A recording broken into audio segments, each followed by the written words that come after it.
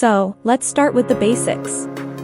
All you need is a Spirograph set, some pens or markers, and paper. Pick one of the Spirograph wheels and place it on your paper. The holes in the wheel guide your pen to create smooth, even curves. Let's start with a simple design. As you move the pen, watch how the pattern begins to unfold.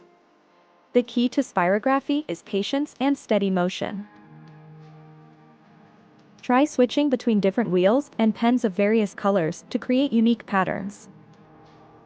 And there you have it, stunning spirograph designs that are not only fun to make, but also amazing to look at. You can frame these or use them to decorate notebooks, cards, or even your walls.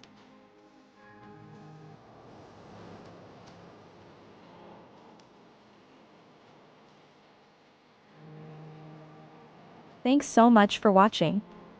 If you enjoyed this video, give it a thumbs up and share it with fellow art lovers. Don't forget to subscribe for more creative projects like this one. See you next time.